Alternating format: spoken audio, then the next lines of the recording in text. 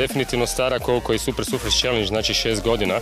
Kad smo prije 6 godina napravili prvi Super Surfers Challenge, htjeli smo da sljedeći već bude nekakav svjetski, nekakav europski, nekakav međunarodni.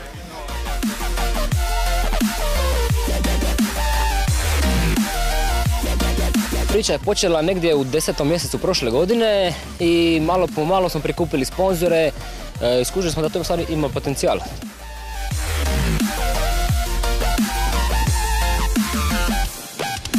But generally in Europe, I think it's really growing, and it's not growing only for like the racing point of view, but it's also growing a lot like the hobby activity, fitness activity in countries when they have sea and oceans.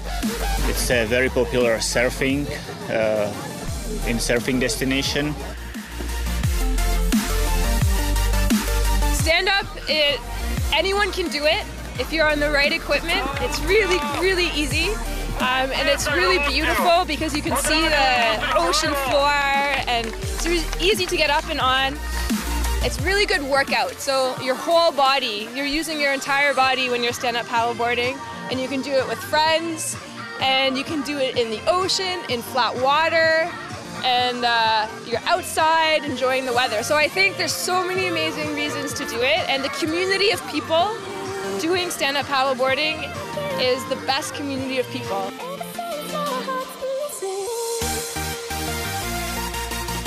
I know everyone here. We compete in Spain, in Germany. I'm from Slovenia, and this is my third season competing.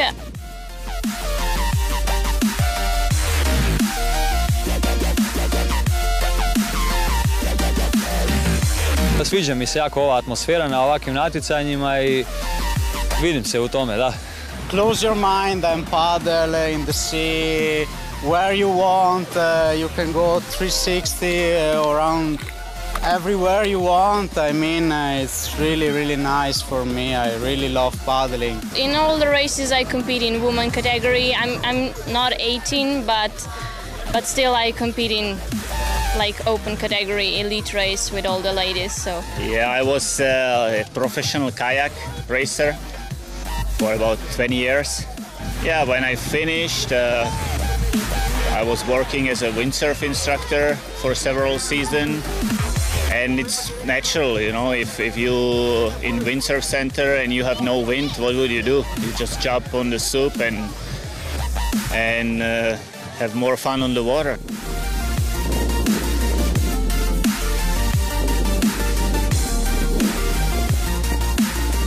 Nalazimo se u Poreču, odakle startamo prvu profesionalnu elitnu SUP utrku u Hrvatskoj.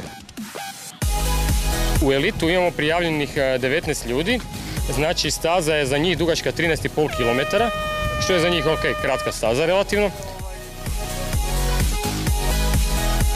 Napravi se krug oko otoka Sveti Nikola i onda se išlo na sjever prema Lanterni. Znači na ukupnoj udaljenosti od 13,5 km oni su imali jedan težak dio, a to je raditi krug. Znači krug je težak zato što se vesla u principu većinom jedna strana. Znači radi se cijelo vrijeme, znači kako je krug bio uljevo, obrnuto od kazaljka na satu, vesla se desna strana. To je iscrpljujuće na početku, ali to je zadatak za elitne trkače. A opet kasnije ih je čekala nažalost desna strana zato što se jugo pretvorilo u lagani garbin koji je znači opet tražio od njih desnu stranu što se pokazalo da su na kraju i najbolji kao Petar Bartl znali padat na tim valovima jer jednostavno na pola utrke dolazi do iscrpljenosti. For me it was a bit difficult because we just paddle on the right side and I'm left, and it was the first time on the 14 feet board. I usually paddle on the 12.6, so it was a little bit bumpy and I'm on a narrow board. I really have to focus to not fall in the water. But as we came in, then I started looking around and it was beautiful, yeah. Not big waves, not strong wind, but all the time was a little bit side wind, side waves. So even if you going like a good pace, you have to really stay concentrated. Pripremao sam se za ovu utrku mjesec dana. nisam uspio više. Mislio sam da ću biti dovoljno sposoban da odveslam po moru, ali vidim da treba puno više raditi baš na ovakvim specifičnim uvjetima gdje se dobiva ono što mi na jezeru ne možemo dobiti. Uvjeti na vodi su baš onako, mislim, jako dobri za nas možda početnike koji smo u ovom sportu. Ja sam jako dobro startao u početku i onda mi se prvi kilometar ta drška mi se odvojila. Probao sam još sa tim, ali međutim bili su jako veliki valovi, znači bočli. Par put mi se izvukla drška, pao sam, tako da sam ipak odlučio da idem do kraja jer ne volim odustajati baš na utrkama. Najveća zvijezda je bila Lina Ovitis iz Kanade, djevojka koja je u svjetskom kupu na samom vrhu jer se borila sa dečkima koji su u svjetskom kupu isto pri samom vrhu. Branislav Stramek, Petar Bartl, Davide Kodoto. To su sve imena znači, koja kotiraju u svjetskom vrhu, u svjetskim utrkama visoko, znači oni su među prvih 10. A Lina je definitivno među prve 3.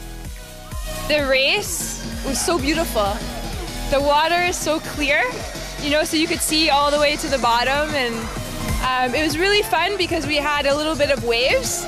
So it was really interesting and fun. Well, it was a nice race. It was pretty hard because we paddled only on the right side for the whole time, for the most of the time. I'm really stoked with my result, but not really with my time. So it was a nice race and really nice organization. In the race, I just wanted to work as hard as I could and see what happens, and it worked out well.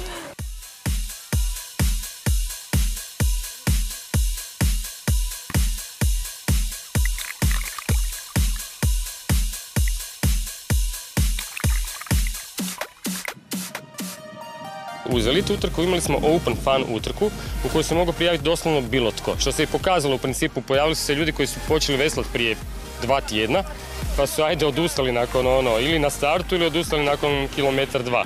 U Fun utrci se opet pojavio recimo Helgo Las, Njemac koji živi na Sardiniji i čovjek koji svaki dan vesla, koji ima 62 godine i odvezao je utrku na nivou da je znači došao u cilj ukupno plasmanu 4., a prvi u Open raceu.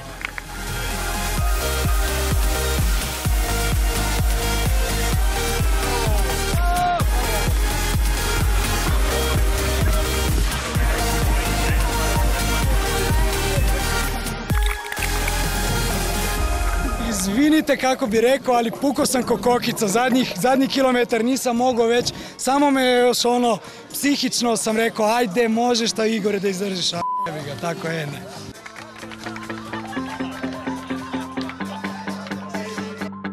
Uživao sam cijeli dan, osim tih sati 20 koliko je trajala utrka, šalim se, na utrci sam posebno uživao. There's lots of good people and it's exciting and people are coming from different countries, so that's really good and it's bringing the sport together.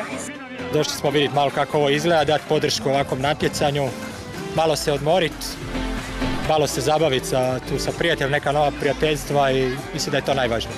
I'm really happy because I thought today I become like 5th, 6th, and I was second against Bratislav and Peter. They are really strong paddler.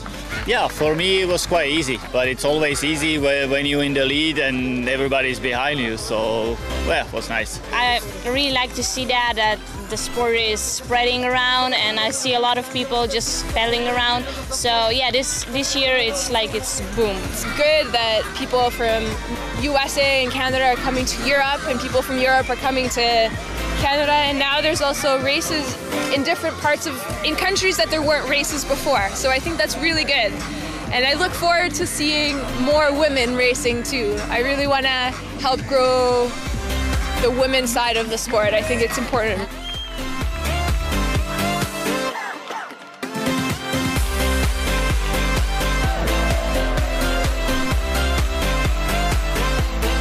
Imali smo i super utrku za klince. Znači ono što je ljepota utrke bila na kraju su bili klinci. 9 djece smo imali koji su napravili fantastičnu utrkicu jučer i od toga je jedan 8-godišnjak, znači mali Rok iz Slovenije, pokazao tehniku, pokazao taktiku, pokazao okret koji je na nivou profesionalca, što je fantastično. Dijete vesla od 5. godine. I nakon toga smo napravili, evo ga, još i znači Aqua Super utrku, gdje smo povezali sub daske sa jednim akvaparkom kao najavu nečega što ćemo cijelo ljeto raditi kao jedan ekstreman fan. I was just excited to come to Croatia because it's my first time and it's so beautiful here.